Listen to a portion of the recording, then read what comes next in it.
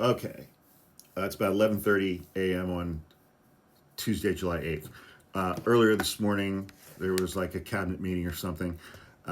Trump was seated, Marco Rubio, and then Pam Bondi.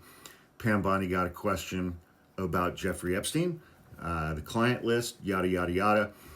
Donald Trump, she was getting ready to answer, uh, and Donald Trump interrupted her and was very animated in saying the following: Are you still talking about Jeffrey Epstein?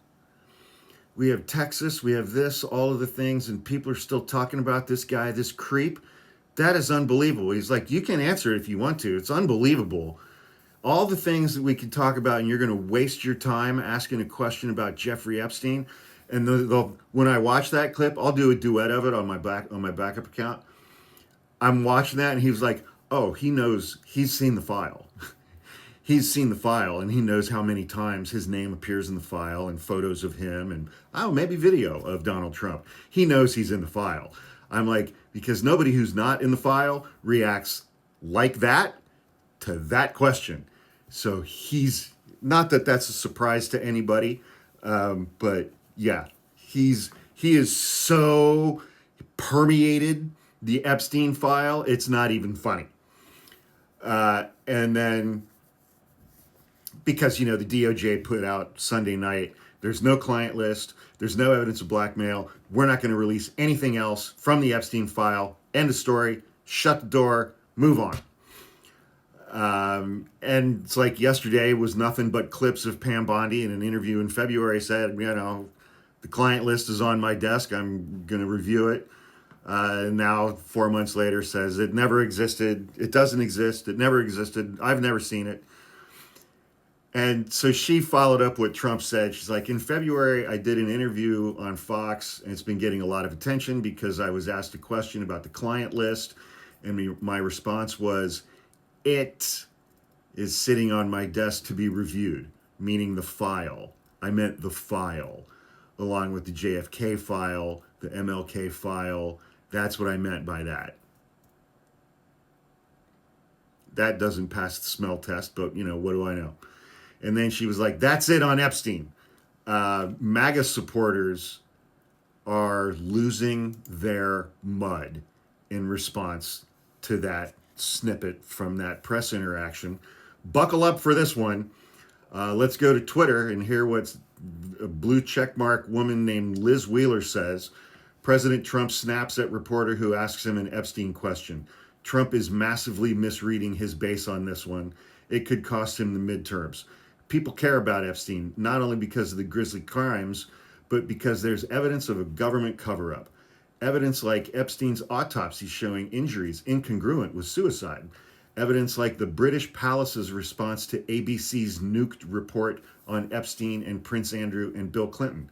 Evidence like former U.S. Attorney Alex Acosta saying he was told to back off because Epstein was an intel asset, and then finding his DOJ emails mysteriously disappeared. And now government officials are telling us she's super MAGA, by the way. And now government officials are telling us to ignore the evidence in front of our eyes and to believe them without evidence. Nope, not going to do it. We voted for radical transparency and justice. President Trump should not underestimate how much goodwill he's lost among his base due to Pam Bondi's mishandling of the Epstein files. People are furious. I would know. I was the collateral damage in Bondi's infernal Epstein binder debacle. She should have been fired on the spot. That's back in February when Liz Wheeler and a bunch of other right-wing MAGA influencers were invited to the White House to get the first tranche of Epstein evidence in these big white binders. And it was all stuff that had already been publicly released and was heavily redacted. Country singer John Rich tells a story about eating dinner with Trump. I'm still on Liz Wheeler's response, by the way. About eating dinner with Trump and Trump turning to him and asking, genuinely curious, why do people boo at my rallies when I brag about the COVID vaccine? Okay, we're taking a little bit of a turn here. And then President Trump listened to John Rich's answer. People were hurt by the jab. President Trump should listen to his base on Epstein now. Okay, we're circling back here.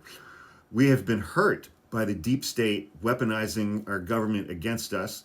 calling us terrorists, censoring us when we question the 2020 election or the origin of COVID, or if we reject transgender ideology.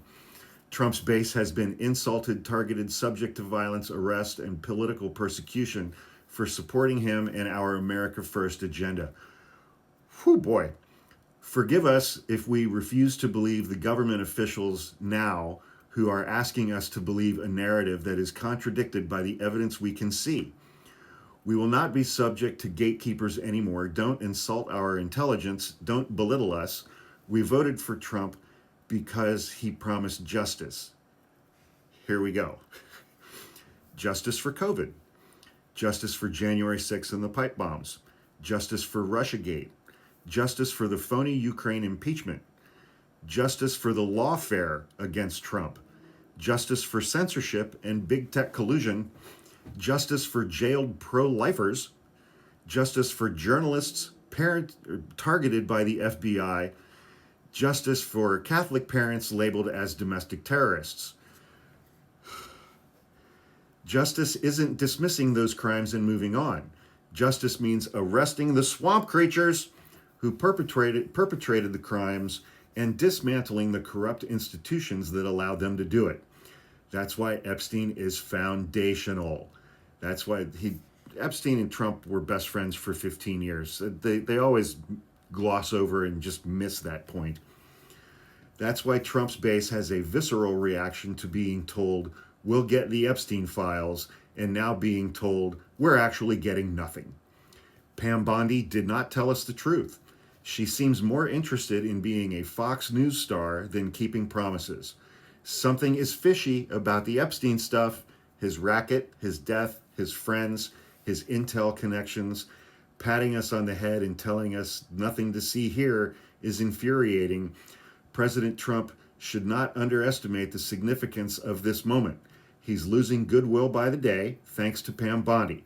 Trump is smart. He cares about his base. He listens. He should listen now so it doesn't cost him the midterms.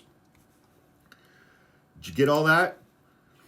I saw another MAGA influencer talking about Ghislaine Maxwell, Jeffrey Epstein's co-conspirator and number two.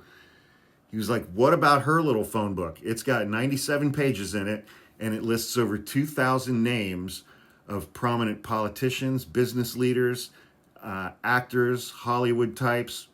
That apparently has not been fully released yet. So maybe that's the Epstein list. Who knows? I don't know. But other MAGA types, let me see. I've never heard of any of these people. Benny Johnson is very upset. Gays for Trump, verified Twitter account, is very upset. The Gays for Trump are very upset. Somebody else, like, putting quotes, why are you even asking about this thing that I campaigned on releasing for months? Well, Laura Loomer, just now, the Trump cabinet meeting, are you still asking about Jeffrey Epstein? I can't believe that you're asking me a question about Epstein at a time like this. Somebody retweeted that with maybe the worst moment in the history of Trump. He's got to release these files if he doesn't want every single supporter to bail on him. So MAGA's having a tough day. Oh, Gunther Eagleman. I'm very unsatisfied with Blondie. They call her Scam Blondie. Her name's Pam Bondi. I'm very unsatisfied with Blondie's explanation of Epstein. It creates more doubt and it answers nothing. No answers on why an unsigned and undated memo was leaked to Axios. This is unacceptable. Scam Blondie has to go. So this is becoming a thing. This is becoming a thing. And it's not going to go away. And because Trump's MAGA base and all the MAGA influencers are not going to let this go away. I love this for Trump. I love it for Pam Bondi. I love it for Kash Patel and little Danny Bongina. I just think it's amazing and fantastic and fun to watch. And obviously, my heart goes out and my sympathies for all of Jeffrey Epstein's victims. I hope that they all get paid.